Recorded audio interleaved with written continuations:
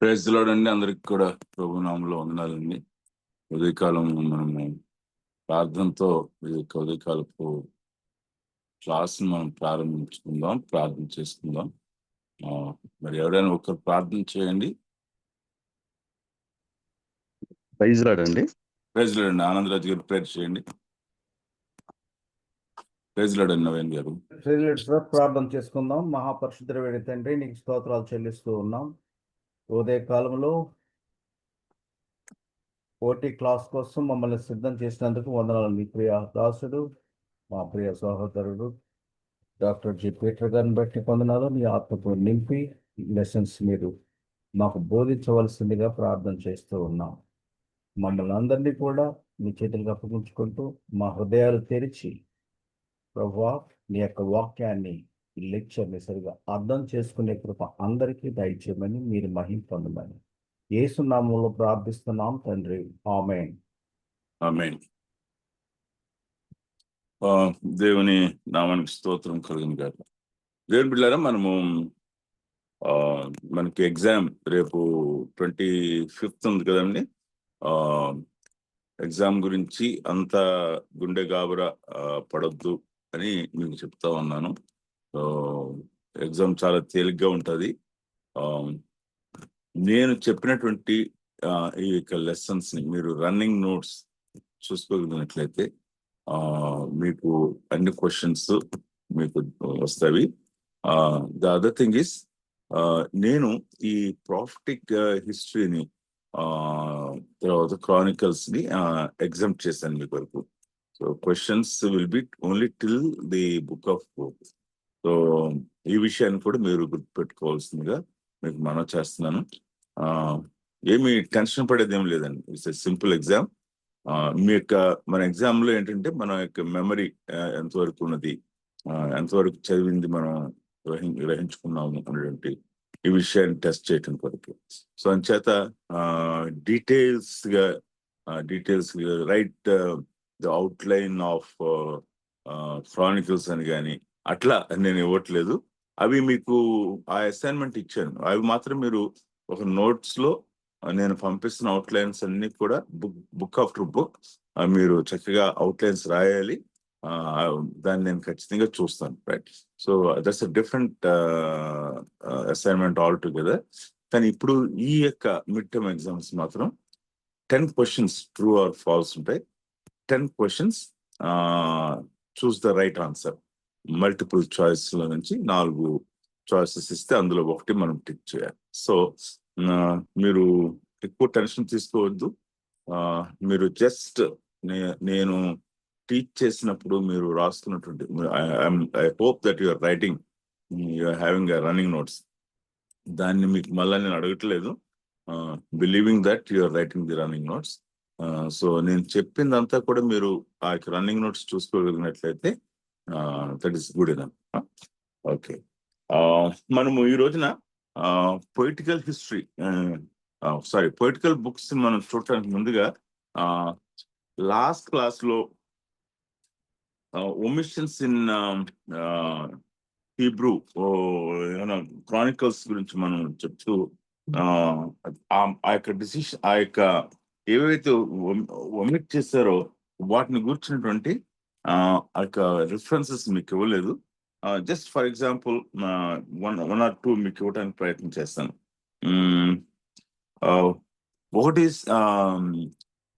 సౌలు యొక్క పరిపాలన మన లాస్ట్ టైం మీతో చెప్పాను. Only 1 chapter, it is 1 book ని 1 చాప్టర్ గా కన్సైజ్ చేయడం అనేది చూస్తుంటాం. తర్వాత దావీదు పారిపోయిన సంగతిని, అలానే దావీదు యొక్క వ్యభిచారము నరహత్యకి సంబంధించింది, అబ్షాలోము యొక్క తిరుగుబాటు గురించి, మరి సొలొమోను యొక్క సొలొమోను యొక్క దాన్ని ఏమంటారు కోట, రాజుగారి యొక్క నివాసం గురించి, తర్వాత సొలొమోను యొక్క భార్యల గురించి, వీటిని ఇలా కొన్ని మనము ఒమిట్ చేయటాన్ని మనం చూస్తూ ఉంటాం. నేను యాక్చువల్గా మర్చిపోయాను ఈ యొక్క పేజ్ మీకు పంపించడం, but I'll send you this page also. So most of the omitted material is either derogatory to or in opposition to the Davidic line. So ఒక అంటే సొలొమోను భార్యలు కలిగి ఉండటం, లేకపోతే అబ్షాలోము యొక్క భయంకరమైన వ్యభిచార స్థితి, దావీదు యొక్క పాపము, మోసం, ఇవి ఆ యొక్క తర్వాత తరం ఆలోచన చేయడానికి, దావీదు సింహాసనం నుండి ఎదురు చూడటానికి ఇది వీటిని ధ్యానం చేయటం అవసరం లేదు అనేటువంటి తాత్పర్యాన్ని కలిగి వీటిని క్రానిక్లర్స్, ఇక దినవృత్తాంత గ్రంథం వారు వాటిని విడిచిపెట్టినట్లుగా మనం జ్ఞాపకం చేసుకోవాలి. అంటే he doesn't want to remind the people about Davidic line, the sins of the Davidic clan. దావీదు వంశం లీనియేజ్ లో ఉన్నటువంటి వారి పాపాలని మళ్ళీ తిరిగి గుర్తు చేయటం ఆయనకు ఉద్దేశం కాదు. ఆయనకు ఉద్దేశం ఒకటి ఏంటంటే, దేవుని యొక్క నిబంధన దావీదుతో చేస్తున్నాడు, మెస్సయ్యను గురించినటువంటి నిబంధన దావీదుతో చేస్తున్నాడు. కాబట్టి మనము దావీదు లీనియేజ్ నుంచి మనము మెస్సయ్యను ఎదురు చూడవచ్చు. So is fixing the eyes of the people, the new generation towards messiah. మెస్సయ్యను వారు ఎదురు చూడటానికి వారి యొక్క కళ్ళు అటువైపు మెస్సయ్య వైపు దృష్టి ఉంచడం కొరకు వ్రాయబడినటువంటి బుక్స్ గా మనం చూస్తాం. ఇక్కడతో మన యొక్క ఎస్తేరు, ఎజ్రా, నెహెమ్యా, ఎస్తేరుతో మన యొక్క ఇజ్రాయెల్ హిస్టరీ బుక్స్ పూర్తయింది, రైట్? సో మనం ఇజ్రాయెల్ హిస్టరీ మనం ఎక్కడి నుంచి మనం స్టార్ట్ చేసాము మనం చూచాము, right? So Israel history judges నుంచి మనం చూస్తూ వచ్చాము. మరి యొక్క ఎజ్రా, నెహెమ్యా, ఎస్తేరుతో యొక్క ఇజ్రాయెల్ హిస్టరీని మనము పాత నిబంధన గ్రంథంలో మనము ముగిస్తూ ఉంటున్నాం. అంటే ఇజ్రాయెల్ హిస్టరీ ఎక్కడితో ముగించబడింది అని అంటే, ఇజ్రాయెల్ హిస్టరీ ఇక ఎక్సైల్ కి వెళ్ళటం, తిరిగి ఎక్సైల్ నుంచి తిరిగి రావటం, చెరపట్టబడిన తర్వాత వెనక్కి రావటం, 3 దఫాలుగా వెనక్కి రావటం తోటి ఇజ్రాయెల్ హిస్టరీని అక్కడ ముగించినట్లుగా మనం చూస్తాము.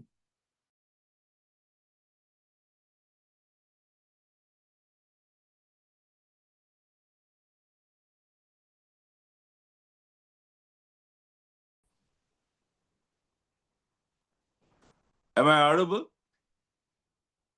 Yes, Anna. Yes, Okay. Now I'm in a dark, so I'll close the video and try to speak.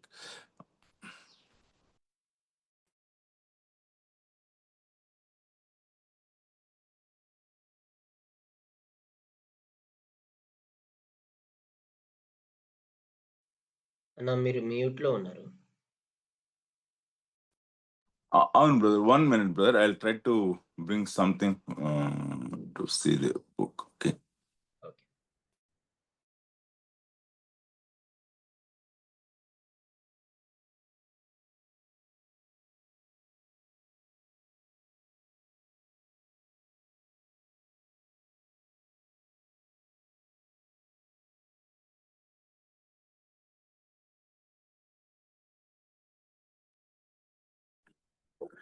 Okay అండి, సారీ. ఇప్పుడు నేను ఒకవేళ ఈ లైట్ లో నేను స్విచ్ ఆన్ చేసిన, you will not able to see my face clearly. So నేను video off చేస్తానండి. వీడియో ఆఫ్ చేసి కరెంట్ వచ్చినప్పుడు I will raise it. Poetic history, poetical books గురించి మనం ఆలోచన చేస్తాం, రైట్? సో ఈ యొక్క పొయిటికల్ బుక్స్ గురించి మనం ఆలోచన చేస్తున్నప్పుడు మనకి ఇక 5 poetical books, book of Job, Psalms, Proverbs, తర్వాత Ecclesiastes and then Song of Solomon. ఈ యొక్క 5 బుక్స్ ని పొయిటికల్ బుక్స్ గా మనం చూస్తూ ఉంటాం. హీబ్రూ అవుట్లైన్ లో వాళ్ళు లెమెంటేషన్స్ కూడా పొయిటికల్ బుక్స్ గా వాళ్ళు ట్రీట్ చేశారు. కానీ మనము లెమెంటేషన్స్ ని ప్రాఫిటికల్ బుక్ గా ట్రీట్ చేస్తా ఉన్నాము, right? So there is a difference between small difference between Hebrew outline and the present day Old Testament అవట్లేదు అనమాట. అయితే పోయిటరీ గురించి మనము చాలా క్విక్గా నేను లాస్ట్ టైం మీకు చెప్పాను. హీబ్రూ పోయిటరీ గురించి చెప్తూ, హీబ్రూ పోయిటరీ అది మన యొక్క గ్రీక్ పోయిటరీకి తేడా ఉన్నది అనే విషయాన్ని మనం లాస్ట్ టైం చూసాం. లాస్ట్ టైం చూసినప్పుడు మనము ఏమని చెప్పామనంటే ద గ్రీక్ పోయిటరీ వారికి ఆ యొక్క సౌండ్స్ యొక్క రిథమ్ని అనుసరించి గ్రీక్ పోయిటరీ ఉంటుంది అనే విషయాన్ని మనం చెప్పాం, రైట్? తెలుగు పోయిటరీ అయినా సరే, ఇంగ్లీష్ పోయిటరీ అయినా సరే, రైమ్స్ ఆఫ్ ద సౌండ్స్ మనం చూస్తూ ఉంటాం, రైట్? ఒక చిన్న ఆ యొక్క రైమ్ మీకు లాస్ట్ టైం నేను చెప్పాను. Twinkle twinkle little star, how I wonder what you are, up above the world so high, like a diamond in the sky. Rhyming words ఎక్కడున్నాయి? End of the stanza, twinkle twinkle little star, how I wonder what you are. ఆ pronunciation లో last words మనం చూస్తూ ఉంటాం, right? So you take any Greek poetry, made be English or Greek or Telugu, right? All the outside of Hebrew poetry means rhyming of the sounds. But whereas in Hebrew poetry, it is not the rhyming of the sounds, it is the rhyming of the ideas. ఒక ఆలోచనను ఒక భావాన్ని they give an importance to the idea, and then they try to give the idea in a rhythmic manner, right? They try to make sure that idea sinks through our mind, right? ఆ యొక్క ఆలోచన మనలో ఉండటానికి ప్రయత్నం చేస్తారు, right? It is the repetition of the ideas. Grammar ఇవన్నీ కూడా ఉండినప్పుడు కూడా, గ్రామటికల్ స్ట్రక్చర్స్ ఉండినప్పటికీ కూడా, మరి ఈ యొక్క వర్డ్స్కి ప్రాధాన్యతనిచ్చి ఆ వర్డ్స్ వెనకాల ఉన్నటువంటి ఆ యొక్క ఐడియాకి ప్రాధాన్యతను ఇవ్వటాన్ని మనం చూస్తూ ఉంటాము. సో వాడిన పదాన్ని మళ్ళీ నొక్కి చెప్పడం కొరకు, సరిపోల్చడం కొరకు చేస్తూ ఉంటారు. In the first stanza they use one word, then the second stanza they take a matching word, or in the second stanza they intensify the first word with a different word. They intensify the meaning of the first word with a different word. So either to match the word or intensify the word, or second the other words. It is something like you are proposing. Today I propose to have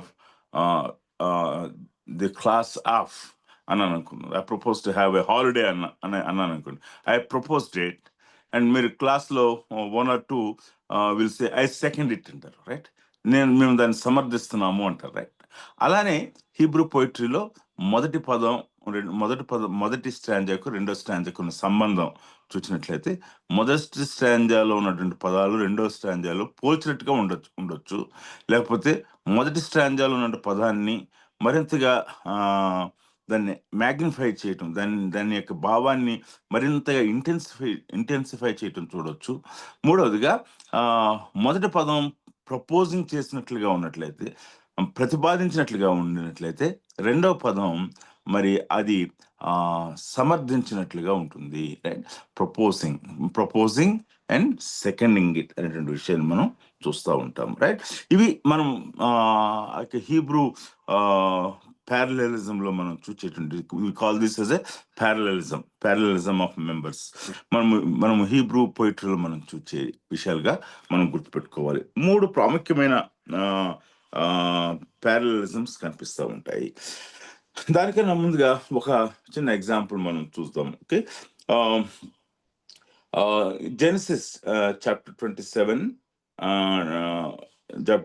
Genesis chapter 27 verse 29. ఇందులో మనకి కనిపించేది ఏంటంటే be lord over your brothers. You be lord over your brothers. మీ సహోదరుల మీద ప్రభువుగా ఉండు అనేటువంటి పదం, be lord over your brothers. దాన్ని సెకండ్ స్టాంజల్ ఎలా ఇచ్చాడు చూద్దాం. And may your mother's sons, may your be lord, be lord దగ్గర క్రింద మనం రాసుకున్నట్లయితే be lord over your brothers అనేది ఒక లైన్ రాసుకున్న తర్వాత మనము కింద లైన్లో బీ లార్డ్ దగ్గర మే అనేది రాసుకున్న అండ్ మే అనేది రాసుకున్నట్లయితే బీ లార్డ్ దగ్గర and may over your brothers దగ్గర your mother's sons, brothers, mother's sons, right? And then your mother's sons bow down before you. Okay, be Lord, bow down, right? రెండు ఒకటే. Be lord అంటే ప్రభుగా ఉండండి. Second స్టాంజల్ ఏమంటున్నాడు, may your mother's sons, to paraphrase it, may your brothers bow down to you. Okay, may your brothers bow down to you means you are the Lord, right? చూసారా ఈ యొక్క Hebrew పోయిటరీలో ఉన్నటువంటి ఆ యొక్క how they played emphasising the words. There is a correspondence between the first line and the second line. In the first line we see a statement is being made. The second line is the statement that is being emphasized. It is an emphasis of what has been said in the first line. So this is what we call parallelism. So parallelism lo first type of parallelism ఏమన్నామంటే synonymous parallelism అన్నాము. Okay, synonym, right? Looks similar.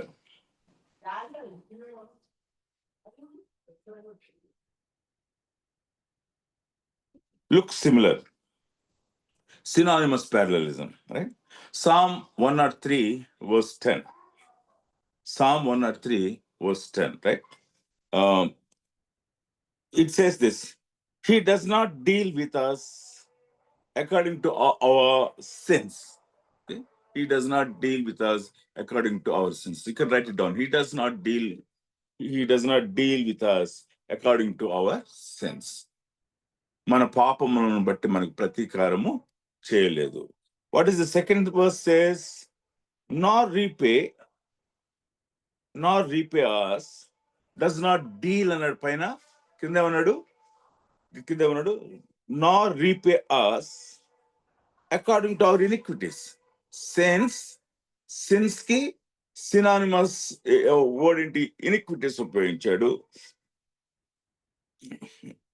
Deal కి does not deal with us కి ఏమని ఉపయోగించాడు? Nor repay us. Dealing is to repay, right? So what did he use? He used the word repay, right? So he does not deal with us according to our sins is the first stanza. And the synonym parallelism, the similar words, kind of words that have been used, nor repay us according to our iniquities. So what is he doing? He is trying to bring a synonyms. Okay? It's a parallel, similar words he is bringing to emphasize what he said in the first stanza, right? So this is called synonym parallelism, right? So the second thing is called antithetical parallelism.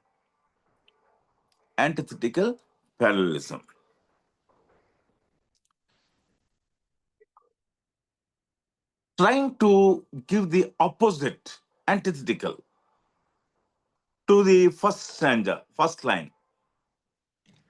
Proverbs chapter 10, verse 1. Proverbs chapter 10, verse 10. A wise child gladdens a father. A wise child, జ్ఞానము గల కుమారుడు అని అంటారు, right? జ్ఞానం గల కుమారుడు తన తండ్రిని సంతోషపెట్టింది, right? A wise child gladdens a father, right? A child foolish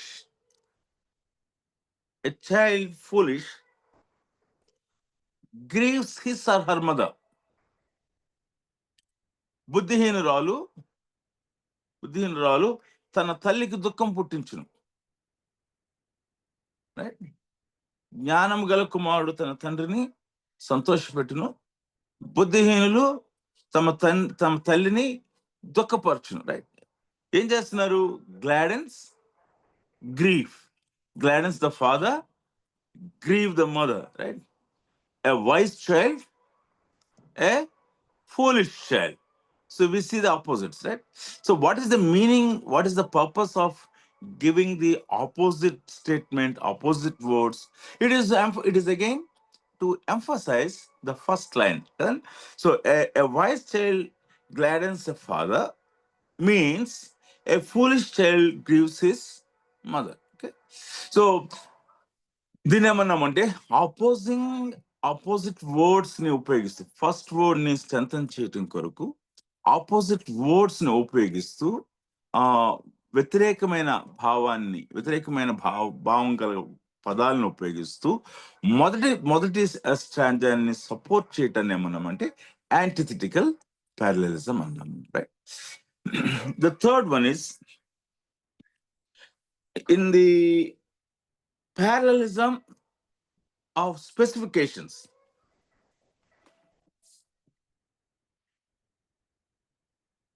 Parallelism of specification. We have also synthetic parallelism, right? So synthetic parallelism ki oka example entante Psalm 1:1, right? So it is a combination of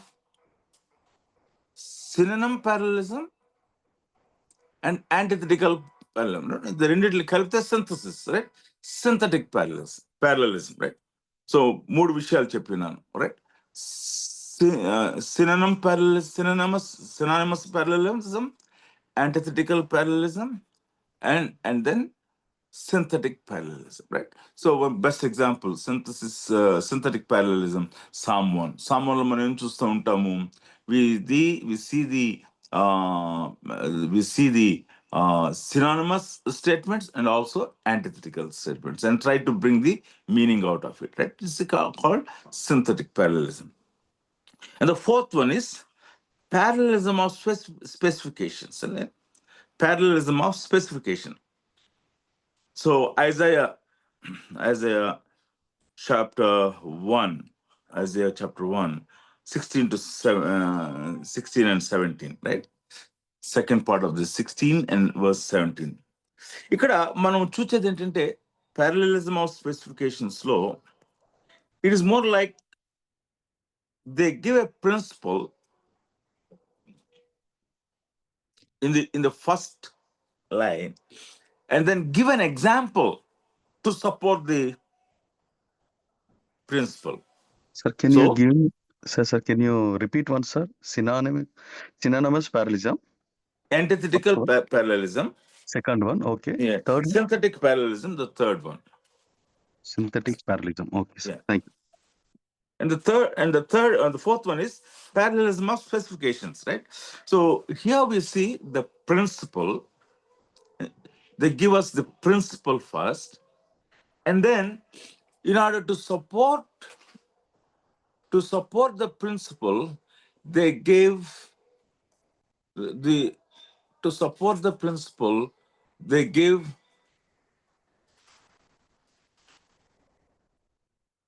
one minute, Annie.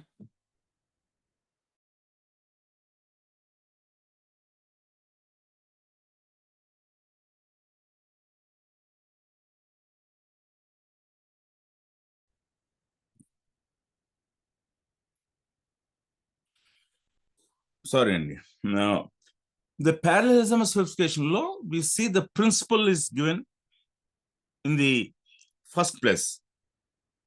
The first place in the first standard is the principle, And the second stanza or the third stanza is an example. It is the example. So you can write down on your left side the principle. I'll give you the principle, and then leave a space and then take down the example, right? This is in Isaiah chapter 1, 16, latter part of 16 to 17. Seize the evil. Seize the evil. Learn the good. అదేంటి principal కదా, seize the evil and learn the good. అందులో మనం ఒక యాంటిథెటికల్ parallelism చూస్తున్నాం. Seize the evil and seize కి opposite గా learn ఇస్తున్నాడు, evil కి ఆపోజిట్ గా గుడ్ ఇస్తున్నాడు కదా. Seize the evil, learn the good, seek justice, seek justice, set right oppression. Seek justice. So what is learning good? It is to seek justice and set right oppression. Okay, there is a practicality. Okay, so he is giving the principle: seize the evil, learn the good, seek justice and set straight oppression. So అది ఎలాగా example ఎలాగిస్తున్నాడు? యాక్చువల్గా set straight oppression నుంచి set straight oppression, vindicate the orphan. How do you cease the evil and how do you do the good, how do you learn the good? By vindicating the orphan. By vindicating the orphan. litigate a widow. Litigate for a widow. ఒక విధవరాల పక్షంగా వ్యాజ్యమాడటము, right? So we see an example is been given. So seize the evil, learn the good, but seek justice, set straight oppression, vindicate the poor, and litigate a widow. విధవరాల పక్షంగా so వ్యాజ్యమాడటం. So what we are seeing here is we are seeing a principle is been given, and we see an example is given in the following stanza to support the principle. The example is explaining the principle. మనం దుష్టత్వమును విడిచి మంచితనం చేయటం అంటే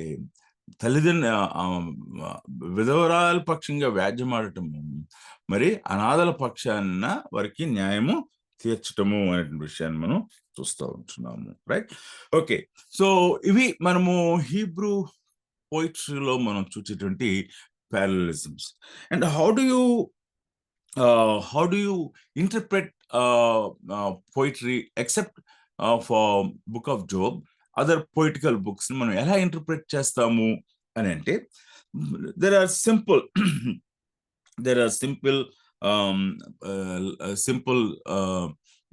principles that we need to keep in mind. I'll give you three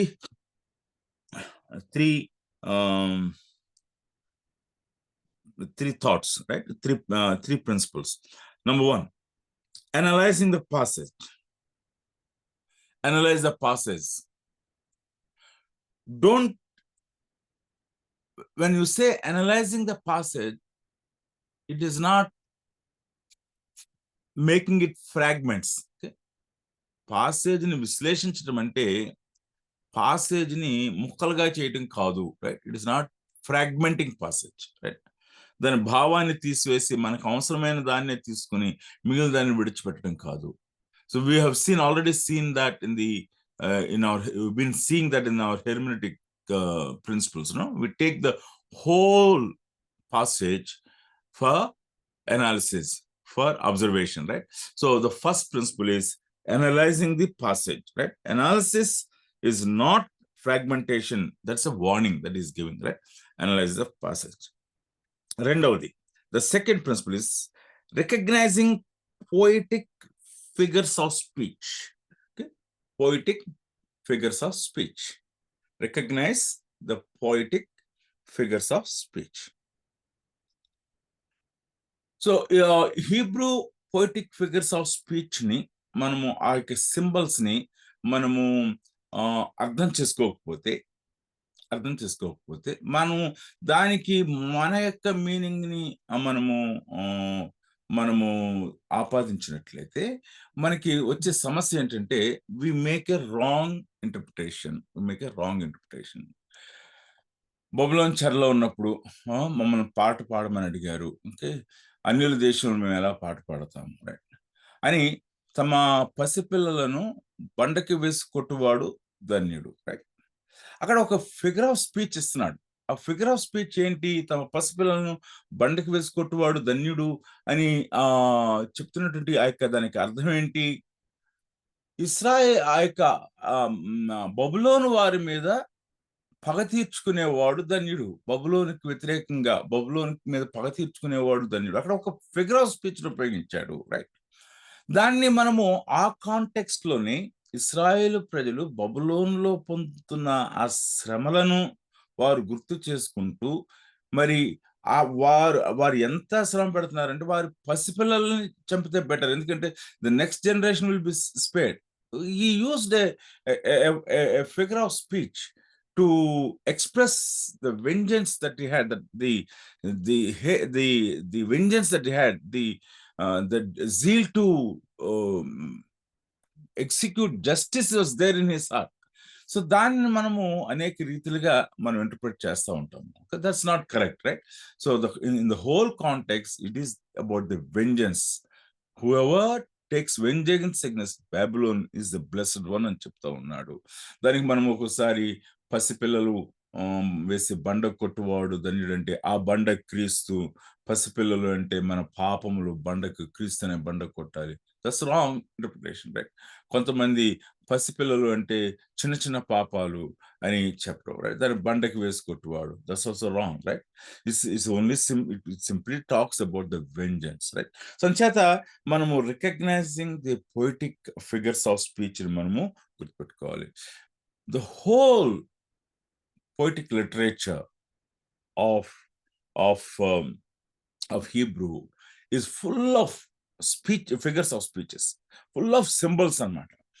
అందుకని ఆ symbols మనం గుర్తుపెట్టుకోవాలి. దాన్ని ఆ సింబల్స్ ని మనం అర్థం చేసుకోవాలి. నాకు ఇక పొయిటికల్ బుక్స్ గురించి ఇంట్రడక్షన్ ఇచ్చినటువంటి ఒక ప్రొఫెసర్ సుందర్ కృష్ణన్, ఆయన కెనడాలో ఉంటారు. ఆయన బాబా అటమిక్ రీసెర్చ్ దాంట్లో ముంబైలో చేసి అక్కడ కెనడాలో కూడా అటమిక్ రీసెర్చ్ లోనే ఆయన సైంటిస్ట్ గా ఉండి తర్వాత బైబిల్ టీచర్ అయ్యాడు. ఆయన ఒక సింపుల్ ప్రిన్సిపల్ ఇచ్చాడు, అది మీకు ఇస్తాను. when you study poetic literature, keep these 3 steps అంటాడు. Analyze, visualize and personalize అంటాడు. Analyze, visualize, right? So in order to understand those poetic spirit of Hebrew, you need to visualize ఆ symbols ని అర్థంతగా చేసుకోవడానికి you need to visualize what he is talking about. And then personal application కొరకు ఆయన ఏమన్నాడంటే personalize, analyze, visualize and personalize. Simple truth.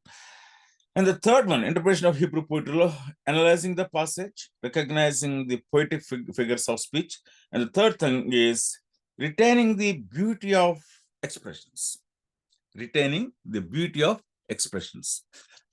Other యొక్క intention ని మనము గుర్తుపెట్టుకుని ఆదర్ని అనుసరించి మనము దాన్ని మనము ట్రీట్ చేసినట్లయితే మనకి ఆ యొక్క పోయిటరీ యొక్క బ్యూటీని మనం అందిపుచ్చుకోవచ్చు. ఆ పోయిటరీ యొక్క బ్యూటీని మనం ఎంజాయ్ చేయవచ్చు, రైట్?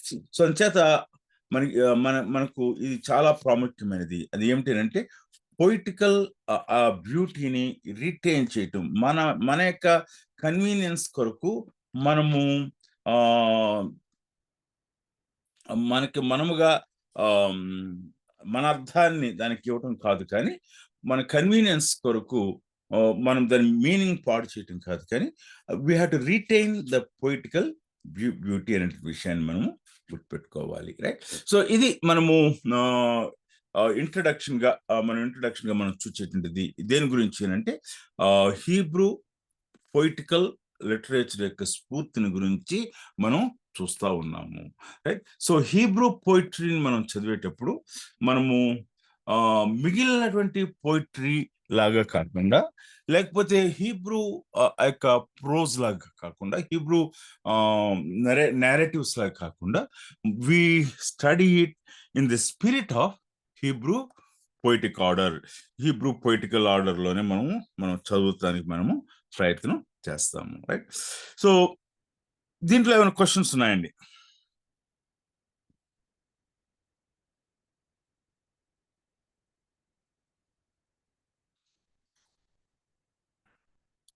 లేదన్నా.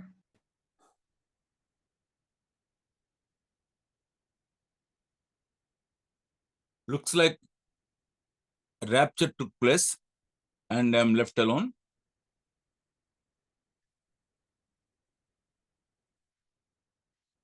అందరు ఎత్తపడ్డారా? నేను విడవబడ్డానా? లేదన్నా. No, Pastor. We understood, Pastor. No Okay, you got it, doubts, right? Pastor. Yeah. So, sir అర్థమైంది సార్. క్వశ్చన్స్ ఏం లేవు కదండి?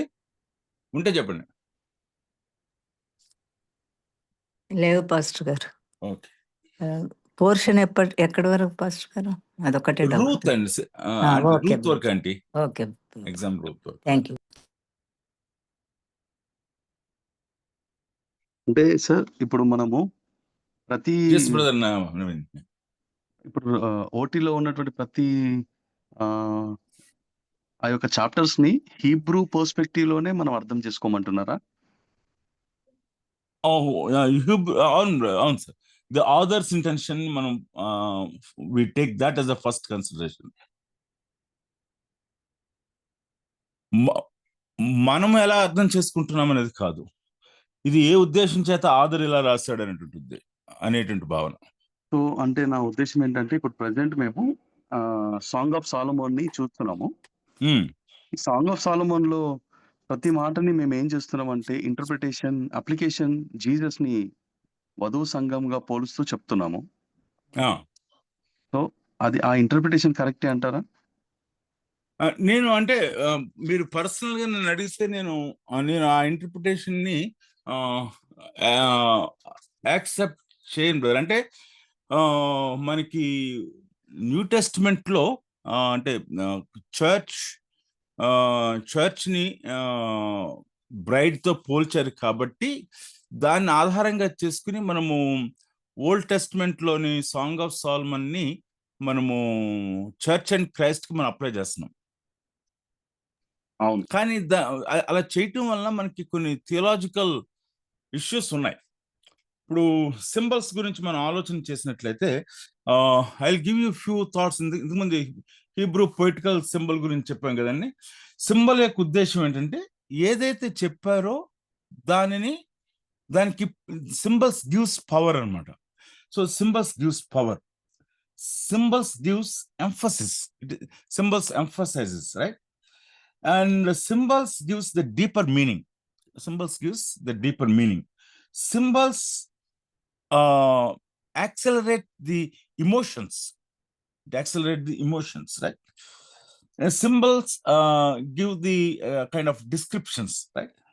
And symbols attracts others, right? And symbols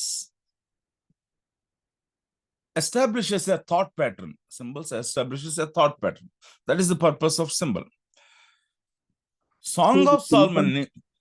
symbols కి ఎగ్జాంపుల్ చెప్తారా సార్? ఒకటి అయ్యారు సింబల్స్ మీద మనకి ఒక ఎగ్జాంపుల్ చెప్తారా?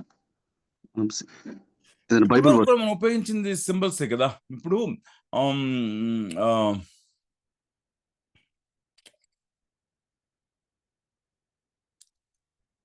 సంఘాన్ని, క్రీస్తు సంఘమునకు శిరస్సు. శిరస్సు అనేది authority, right? It's symbolic expression, అంతే కదండి. సంఘమునకు శిరస్సు అంటే ఈజ్ నాట్ లిటరల్ గా హెడ్ లాగా ఉండడానికి కాదు కదా. That it talks about the authority of Christ. Everything goes through the authority of Christ, through the wisdom of Christ. The church is under the authority and wisdom of Christ. That's the simple meaning, right? You take any symbol for that matter. You take any symbol. So Bible is full of symbols. So many symbols are symbolic expressions. నా మాట అగ్ని వంటిది కాదా అని, నా మాట చాకల బాని సబ్బు వంటిది కాదా అని, right? So there all symbols అనమాట. ఇంకొక సింబల్స్ మనం మనము చేసేటప్పుడు ఒక చోట ఉపయోగించబడిన సింబల్ అక్కడికే పరిమితం అవుతుంది. ఆ సింబల్ ని వేరే చోట అప్లై చేయడానికి వీలు లేదు. The limitation of symbol is that the symbol has to be understood in its particular context. The same symbol should not be used in a different context. Yuda Gotrapu Simhamu. The line of Judah. Right? Evaru? The line of Judah evaru? Jesus అంటాం. Jesus Christ, right? Now, Peter says that Satan is like a roaring lion అన్నాడు. అవును. ఏమన్నాడు? గర్జించు సింహము అన్నాడు. yes. అంటే యేసు ప్రభు వారు line of JUDA అని ఒక చోట లైన్ గా ఉపయోగించినట్లయితే, Peter in different context he said, అంటే అక్కడ లైన్ ఆఫ్ జూడా పౌరుషానికి గుర్తుగా ఉంది, యోధా గోత్రపు సింహము. ఇక్కడ గర్జించ సింహము రౌద్రానికి గుర్తుగా ఉంది, రైట్? పౌరుషం వేరు, రౌద్రం వేరు.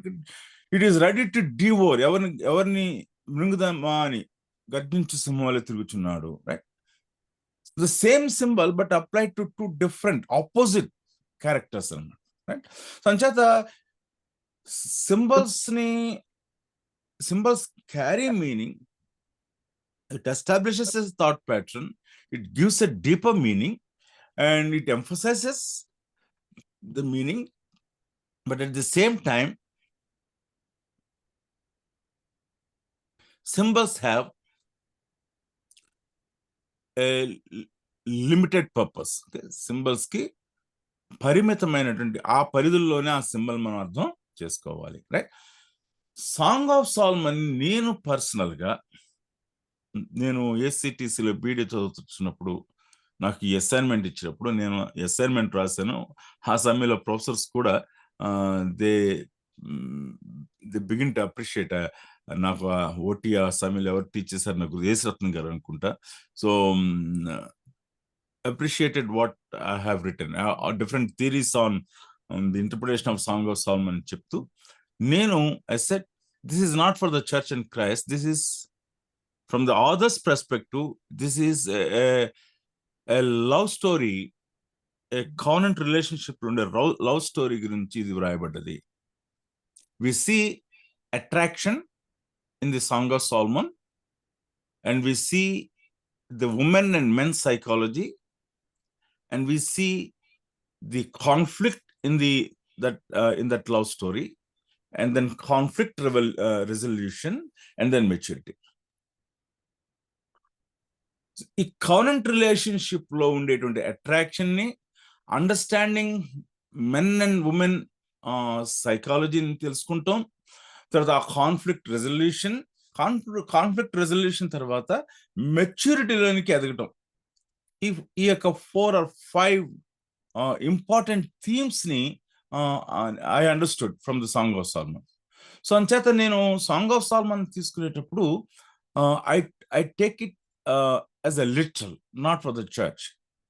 And నేను అది ప్రజెంట్ చేసిన తర్వాత యేసరత్నం గారు ఆయన ఒక స్టేట్మెంట్ చేశారు. I'm just repeating that statement. If we really encourage our young people to read song of salmon,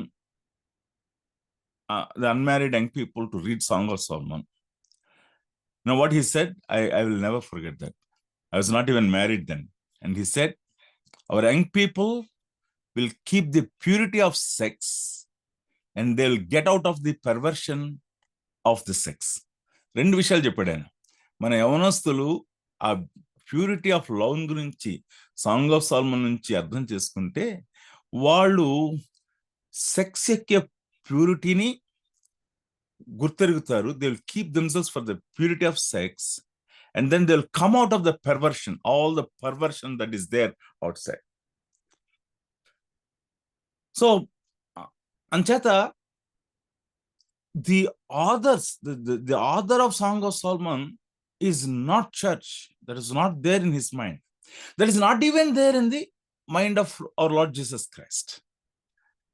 యేసు ప్రభు వారి దృష్టిలో కూడా ఆయన ఎప్పుడు కూడా ఆయన ఓల్డ్ టెస్ట్మెంట్ లో అన్ని బుక్స్ ని ఆయన మెన్షన్ చేశారు, కానీ సాంగ్ ఆఫ్ సాల్మన్ ఆయన మెన్షన్ చేయలేదు. He never mention song of Solomon, right? So it talks about certainly something that we need to ponder about it. Okay. Spiritual perspective ని అసలు మనం దాన్ని టచ్ చేయలేమా అని. And ఇంకా that is up to us. దాన్ని ఏమంటామంటే interpretation, it's an allegorical interpretation. Bible ని 3 రకాలుగా ఇంటర్ప్రిట్ చేస్తారు. Okay, you try to derive a spiritual meaning out of a passage, which where the intention of the passage is not what you derive. Spiritual meaning, then ఏమన్నా అంటే allegorical interpretation అన్నాము. అది I think 2nd century AD నుంచి ప్రారంభమైంది. తర్వాత ethical interpretation, you try to bring the moral out of a passage, moral principles అన్నమాట. We need spirituality, right? We need spirituality, we need morality, but that particular passage is not speaking about the spirituality or the morality that you are talking about, you're deriving, right? The spirituality and the morality that we need to bring out where the passage is talking about, direct command ఇచ్చిన చోట, right? Interpret the passage in the context of, in the larger context of the passage, and interpret it what the intention of the author is. Okay? What the intention of the author is when he's saying it, and what is the intention of that's where the Holy Spirit helps us. What is the intention of God in making the author to write about that? అది ఎంత beautiful గా ఉంటుందంటే, మనము దాన్ని అర్థం చేసుకుని ఆ historical context లోకి వెళ్ళి ఆ లార్జర్ కాంటెక్స్ట్ ని అర్థం చేసుకుని, ఆ లార్జర్ కాంటెక్స్ట్ లో ఆ యొక్క ప్రాఫెట్ యొక్క ప్రాఫెసీని మనం అర్థం చేసుకుని మనం వివరించడంలో, that's where the real power comes, right? I'll give you one more example. That's why I said మనము హిస్టారికల్ బుక్స్ చదువుతూ, మనము హిస్టారికల్ బుక్స్ తో పాటు మనము ఆ యొక్క హిస్టారికల్ పొలిటికల్ లీడర్స్ ఉన్న సమయంలో ఉన్న ప్రాఫిట్స్ నేమ్స్ అన్ని కూడా మీకు ఇచ్చాను, లిస్ట్ ఇచ్చాను కదా. So you take each of the ruler and the social context, and you put that prophet and his prophecy in that context. అప్పుడు మనకు అర్థమైపోతుంది ఏ కాంటెక్స్ట్ లో ఈ ప్రాఫిట్ ఇది మాట్లాడాడు, రైట్? ఓకే, సో అంచేత I'm leaving you the thing there. Now let us come back to మన యొక్క పొయిటికల్ బుక్స్ లోకి వస్తాము. బుక్ ఆఫ్ జోబ్ ఇది మనకి it talks about the sovereignty of God. It talks about the sovereignty of God.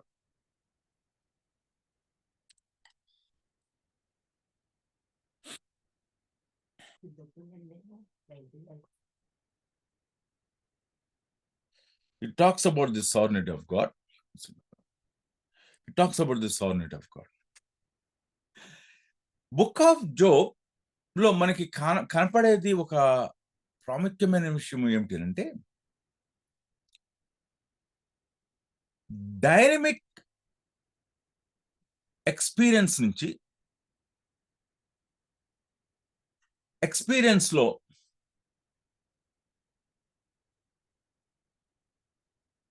Dynamic experience ని dogmatic theology encounter చేయటం అన్నమాట. Okay, the encounter between the dynamic experience with the dogmatic theology. Very interesting.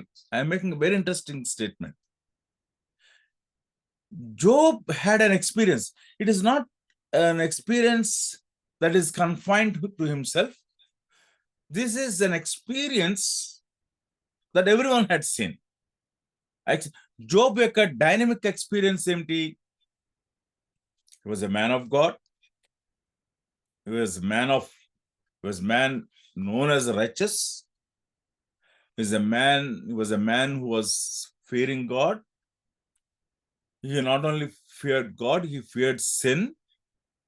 He not only feared of his own sin, he feared the sin of his children. That is the interesting part. తమ పిల్లలు పాపం చేసి దేవునికి కోపం పుట్టించారేమో అని వారి కొరకు దహన బలులు అర్పించడం అంటే it talks volumes about Job అన్నమాట. మనకు తెలుసు ఆ డ్రామాటిక్ కేయోస్, రైట్? ఆస్తి పోవటం, పిల్లలు చనిపోవటము, ఆరోగ్యం పోవటం. It was made zero.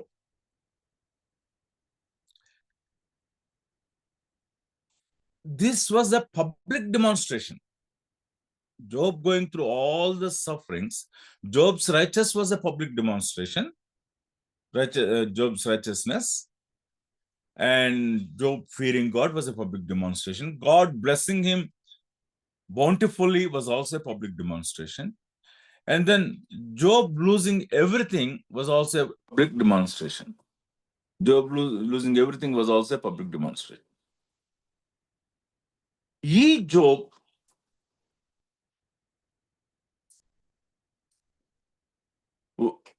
దేవుని సన్నిధిలో ఎలా రియాక్ట్ అయ్యాడో మనం చూస్తున్నాం.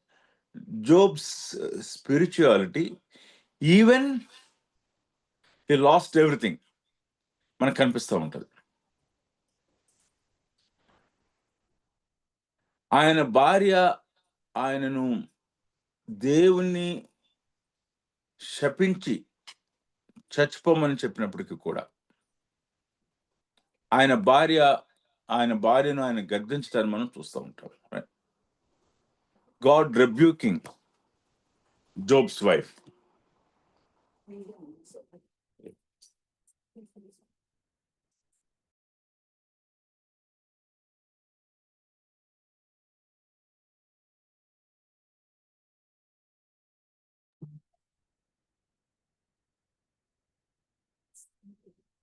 So what we see here is a righteous Job. How do we know that Job was righteous? Job's righteousness, God blessing Job, and Job's righteousness in spite of suffering, in spite of all the loss, Job clinging to God. This was all public demonstration. This was all his public testimony, right? అందుకని ఆయన ముగ్గురు స్నేహితులు కూడా వచ్చి ఆయన వారం దినాలు వారు ఏమి మాట్లాడకుండా యోబుతో పాటు వారు దుఃఖించడాన్ని మనం చూస్తూ ఉంటాం, మౌనంగా ఉంటారని మనం చూస్తాం. So it's a dynamic. That's what I'm talking about. It's a dynamic life situation. ఎప్పుడైతే యోబు తన నోరు తెరిచి తన యొక్క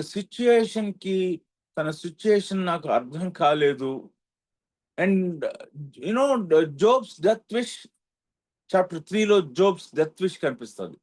మరణ వాంఛ, నేను అప్పుడే చచ్చిపోయి ఉంటే బాగుండేది కదా, నేను ఇదంతా చూడకుండా ఉండేవాడిని కదా. అంటే జోబ్స్ డెస్పరేషన్ అనమాట, Job's డిస్పరేషన్. Job's desperation was not to receive blessings. That's what most of us do. మనకంతా కూడా మన డెస్పరేషన్ ఏంటంటే మనము we want to receive blessings. We're desperate to receive blessings. So Job's desperation was not to receive blessings. Job's desperation was to find out why God has allowed all of the things. Is it because of any sin? ఆయన యొక్క experience లో నుంచి ఆయన ఆయన యొక్క perception లో నుంచి ఆయన పాపం ఏమి కూడా చేయలేదు. ఒకవేళ ఏదైనా పాపం చేస్తుంటే చూపెట్టు, కానీ అది జోబ్ కనపడతలేదు. కానీ ఎందుకు దేవుడు జోబ్ని ఆయన ఎలా అలౌ చేశాడు అనే విషయం మన జోబ్కి తెలియదు. Right? Actually, first 2 chapters has to go to the last chapters. We have to start from the sufferings of Job నుంచే మనం ప్రారంభించాలి. పరలోకంలో ఏం జరిగింది అనే విషయం తర్వాత ప్రత్యక్షతలో యోబు పొందుకున్నాడు. కాబట్టి జోబుకి తెలియదు. మనకి ఆ టెన్షన్ లేకుండా ఫస్ట్ చాప్టర్లోనే పరలోకంలో జరిగిన సంభాషణను మనకి వివరించి తర్వాత జోబు యొక్క శ్రమలను మనకి వివరించారు. రైట్? అది లేకుండా మనం చదివినట్లయితే మనకు కూడా అదే టెన్షన్ వస్తుంది, ఎందుకు జోబ్ సఫర్ అవుతున్నాడు. So he went to God. Third chapter he went to God and the lord was not answering him. ఆయన సమాధానం చెప్పట్లేదు. You know the డిస్పరేషన్ is not to regain the last things. The డిస్పరేషన్ was to know why he was put to this kind of a suffering. ఎందుకు అంటే ఆ కాలము యొక్క theology ఏంటంటే righteous will always be flourish, wicked will always be punished. అప్పటి వరకు కూడా ఉన్న థియాలజీ ఏంటంటే నీతిమంతులు ఎప్పుడు కూడా ఫలిస్తారు, దుష్టులు ఎప్పుడు కూడా వారు శిక్షించబడతారు. దేవుని యొక్క శిక్ష ఎప్పుడు కూడా దుష్టుల మీద ఉంటుంది. సో ద ఇన్ఫ్లుయెన్స్ ఏంటి? ఇప్పుడు మరి ఒకవేళ దుష్టుడు ఫలించినప్పుడు కూడా అతడు తప్పకుండా శిక్షించబడతాడు. Job knew that theology.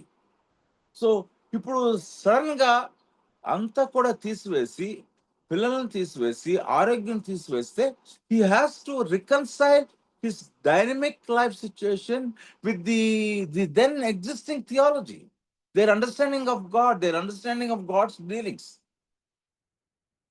ఇది టెన్షన్ అనమాట. బుక్ ఆఫ్ జోబ్ లో మనం చూసే టెన్షన్ ని అద్భుతంగా పోర్ట్రేట్ చేయడం అనేది మనం చూస్తూ ఉంటాము. Very interestingly the problem of suffering ని పరిశుద్ధాత్మ దేవుడు in the centre of the బైబిల్లో, in the centre of the బైబిల్లో పెట్టాడు. ఎందుకు అని అంటే man's center is man has a central problem, is the problem of suffering. Man tries to address the problem of suffering. So various religions address the problems of suffering. Buddha addressed the problem of suffering. Gautama Buddha addressed the problem of suffering. Mahavir addressed the problem of suffering. Upanishads address the problem of suffering. Vedas address the problem of suffering. Right? Every religion try to understand, address the problem of suffering. Atheism try to understand the problem of suffering. Each religion developed the problem of suffering with arguments, with imagination, stretch of the arguments with imaginations, and then they have inferred and they brought the conclusions. But whereas only in the Bible, the problem of suffering is been addressed by making Job as an object and a kind of an experiment for us, taking away everything from Job, the righteous person, and then dealing with the arguments. Very interesting. So అంచేత outset లో మనం book of Job చదువుతున్నప్పుడు boring గా అనిపిస్తుంది, ఎందుకంటే lots of arguments VC మనకి ఆ arguments చూస్తుంటుంటే మనకి, అందుకనే I don't know how many times you did it, at least I have done it. First 9 chapters చదివేవాడిని, తర్వాత ఇంక మనకి ఏం అర్థమయ్యేది కాదు చిన్నప్పుడు, రైట్? తర్వాత లాస్ట్ 3 chapters వెళ్ళిపోయేవాడిని, అది చదివేసి ఓకే బుక్ ఆఫ్ జోబ్ అయిపోయింది. ఇన్ బిట్వీన్ మనం చదివిన never gone in to our thinking. So dynamic life situation is encountering with the abstract theological ideas, and in the mold of theological ideas, the then prevailing theological ideas, they tried to explain the dynamic situation, and each one made his own fallacious conclusions. I'm making this statement, I'm repeating this statement again. Each one had made his own fallacious conclusion, right? ప్రతి ఒక్కడు కూడా dynamic situation తీసుకున్నాడు, దేవునికి థియాలజీని తీసుకున్నాడు. In theological statements there is no fallacy. They made the right theology statements, and they have made a wrong conclusions, fallacious conclusions. Each one, Eliphaz, Bildad, Zophar, right? So we see that their conclusions were fallacious. తప్పుడు ముగింపులోనికి వచ్చారు. Sometimes even Job had made the same thing, right? Argument లో ఆయన చేసినటువంటి argument, ఒక argument for example, దేవుడు నన్ను వెంటాడుతున్నాడు, poisonous arrows అంటాడు, right? Like poisonous arrow, that may be his suffering, but will God chase a person like that? Will ever a person survive when he chases the person? So that's what he says, right? కానీ climax లో Job తను ఒప్పుకుంటాం, తన నోటితో చేసిన పాపాన్ని ఒప్పుకుంటాం, తను సెల్ఫ్ రైచస్ గా తను డిక్లేర్ చేసుకున్న కారణాన్ని బట్టి తనలో సెల్ఫ్ రైచస్ ఒప్పుకుంటూ దేవునికి వ్యతిరేకంగా నేను మాట్లాడాను అనేటువంటి ఆ యొక్క కన్ఫెషన్ చేయటాన్ని మనం చూస్తూ ఉంటాం, రైట్? సో ఇది మనము గాడ్స్ సావరిటీ మనం చూస్తాము. దెన్ ప్రివైలింగ్ థియాలజికల్ కాన్సెప్ట్స్ మనం చూస్తాము, డైనమిక్ లైఫ్ సిచ్యుయేషన్ చూస్తాము, theology making an encounter with dynamic life situation చూస్తాము, అండ్ దెన్ ఆ కాలంలో ఉన్నటువంటి సోషియాలజిస్ట్ మనం చూస్తాము, కౌన్సిలర్ మనం చూస్తాము, రైట్? సో వీరందరినీ కూడా మనము ఈ యొక్క బుక్ ఆఫ్ జోబ్ లో మనం చూస్తాము.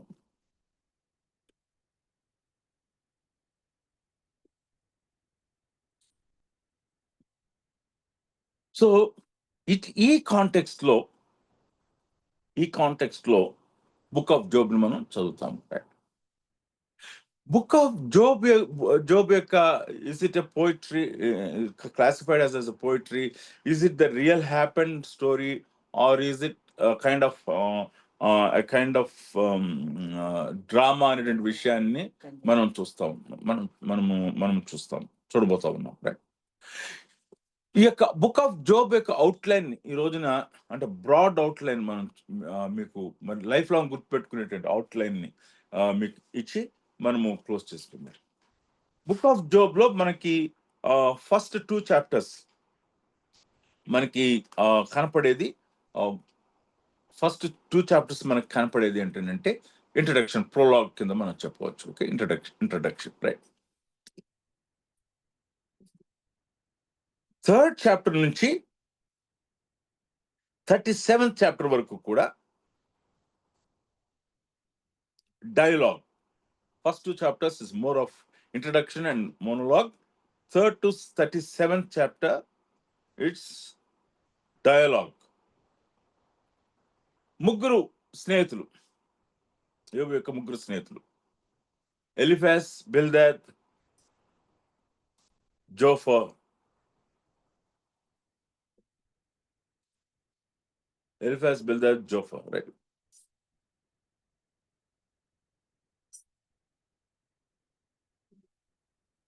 ఒక్కొక్కరు కూడా ఈ ముగ్గురు స్నేహితులు మధ్యనటువంటి సంభాషణ, యోబుతో జరిగిన సంభాషణని మళ్ళా 3 rounds లో జరుగుతాయి. First round of speeches, second round of speeches, third round of speeches. So ముగ్గురు స్నేహితులతో 3 దఫాలుగా జరుగుతాయి. మొదటి దఫాలో ఎలిఫాజ్ మాట్లాడతాడు, జోబ్ రెస్పాండ్ చేస్తాడు. బిల్దద్ మాట్లాడతాడు, జోబ్ రెస్పాండ్ చేస్తాడు. తర్వాత జోఫర్ మాట్లాడతాడు, జోబ్ రెస్పాండ్ చేస్తాడు. ప్రేయర్తో కంక్లూడ్ చేస్తాడు. Second round of speech, again Eliphaz speaks, Job responds, Bildad speaks, and then Zophar speaks. Third round of speech లో Zophar is out. Eliphaz and Bildad కూడా చాలా తక్కువగా మాట్లాడతాడు. Sovereignty, exhaustive revelation versus limited revelation గురించి మాట్లాడుతూ, sovereignty of God గురించి మాట్లాడుతూ తక్కువగా మాట్లాడతాడు. రైట్. తర్వాత Bildad short encounter with Bildad, and then Job's response with an oath. Job response లో తాను పాపం చేయలేదని, కంటితో పాపం చేయలేదని, తాను చేసిన పనులన్నీ కూడా వాటిని with an oath he takes, I have not committed sin అని. And we see the silence of Job's 3 friends. And again now we see another new person comes, young theologian. Elihu comes with a lot of emotional stuff. Elihu యొక్క arguments చూస్తాము. And then ఎలిహు మాట్లాడిన తర్వాత Job was silent. When God acted, Satan was silent. When Job made an oath with an oath that he was righteous, and Job's friends were silent. When Elihu spoke, Job was silent, right? We see the silence of each of the persons, right? తర్వాత యెహోవా దేవుడు ఆయన ప్రత్యక్ష అవడం, Job was silent. Job's friends were already silent, Job was silent, and Job's confession, Elihu was silent, and then Job's confession, యోబు యొక్క పశ్చాత్తాపాన్ని మనం చూస్తాము. యెహోవా దేవుడు కూడా తిరిగి 2 దఫాల్లో మాట్లాడతాడు, రైట్?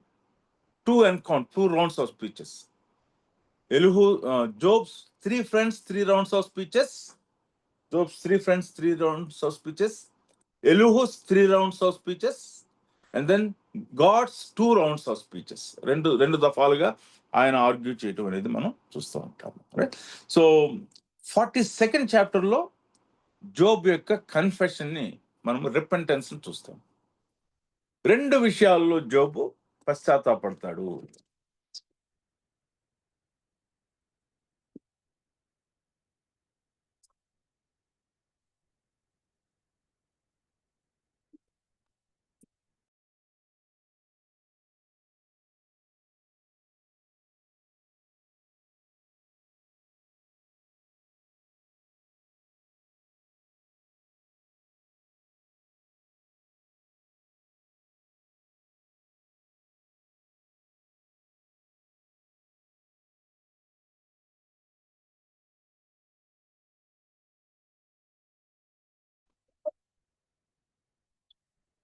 రెండు విషయాల్లో జోబ్ పశ్చాత్తాపడతాడు. మొట్టమొదటిది దేవుని యొక్క ఫస్ట్ రౌండ్ ఆఫ్ స్పీచెస్ అయిన తర్వాత తాను తన పరిమితికి మించిన జ్ఞానంతో బుద్ధిహీనంగా మాట్లాడినందుకు పశ్చాత్తాపడతాడు. అక్కడ బుక్ ఆఫ్ జోబ్లో జోబ్ యొక్క రికగ్నిషన్ ఏమిటి అంటే, కన్ఫెషన్ ఏమిటంటే, I'm a finite person. He acknowledged that he was a finite person. నేను పరిమితం గలవాడను అనే విషయాన్ని ఒప్పుకుంటున్నాడు. రెండవ పశ్చాత్తాపం చూస్తాము. రెండవ రౌండ్ ఆఫ్ స్పీచ్ అయిన తర్వాత తాను దేవుని యొక్క పరిశుద్ధత ముందు తాను పరిశుద్ధుడను కాను అనే విషయాన్ని గుర్తెరుగుతాడు. So second confession it's moral uprightness లేదు నాకు, మోరల్లీ ఐఎమ్ బ్యాంక్రప్ట్. దేవుని ముందు morally I'm bankrupt, my righteousness is not up to the mark అంచేత పశ్చాత్తాపడతాడు. 2 confessions of his sins మనకు కనిపిస్తాయి. 2 times he confessed of his sin.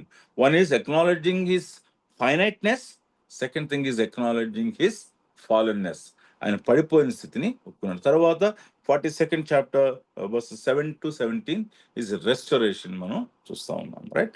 It's a wonderful book that talks about the sovereignty of God, an encounter of the then abstract limited theology with a dynamic life situation, and God unfolds his and gives his progressive revelation.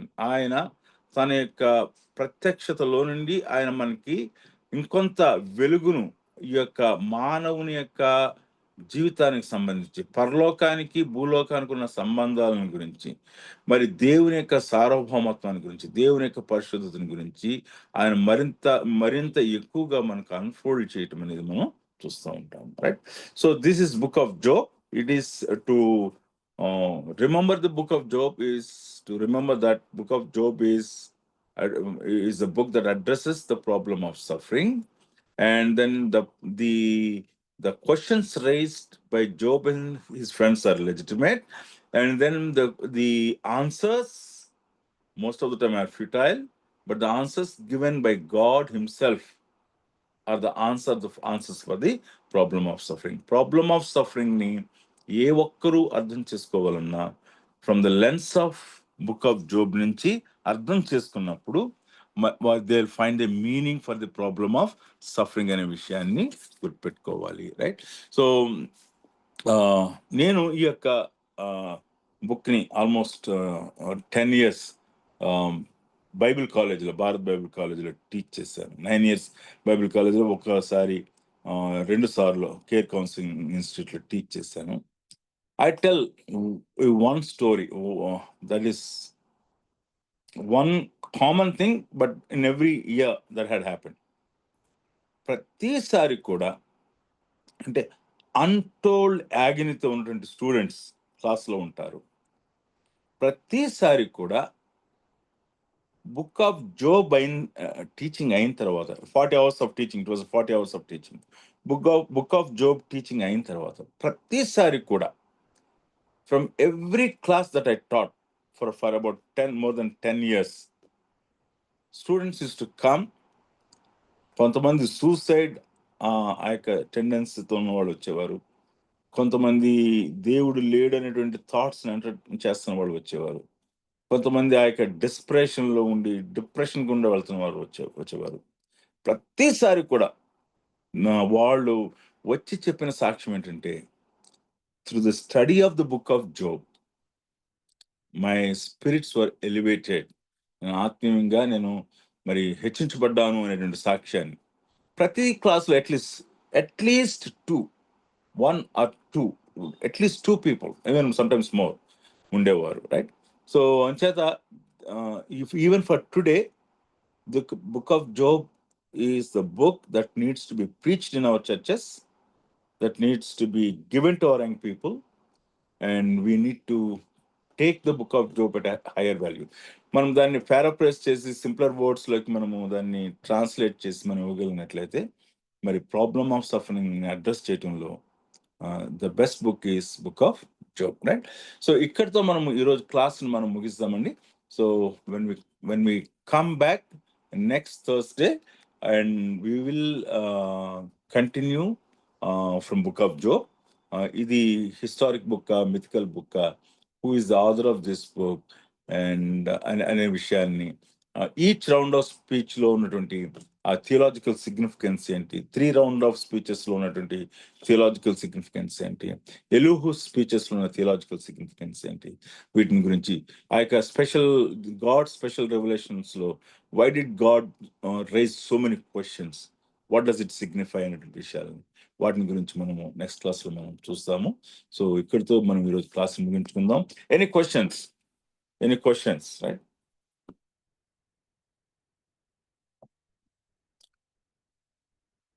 Any questions under the sun?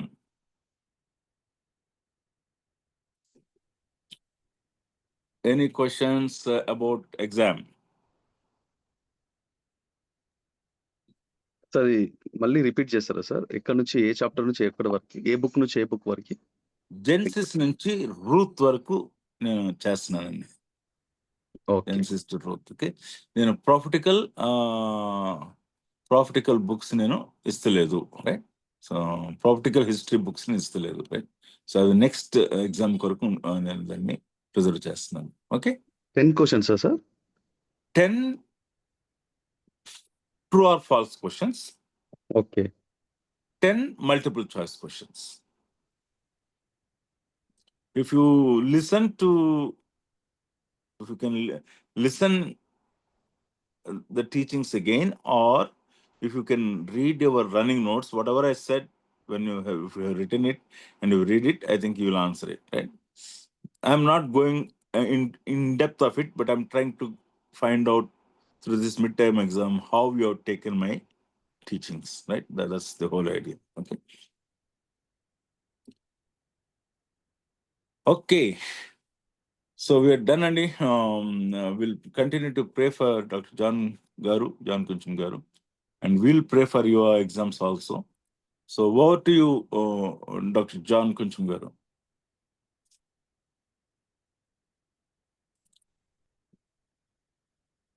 I saw him as a host. No. Then see, and మనం ప్రార్థనతో class ముగించుకుందాం. So one of you can please pray. Any one of you can pray. Yeah. Naveen Garu, please pray. Yeah. ప్రార్థన చేసుకుందాం. మహోన్నత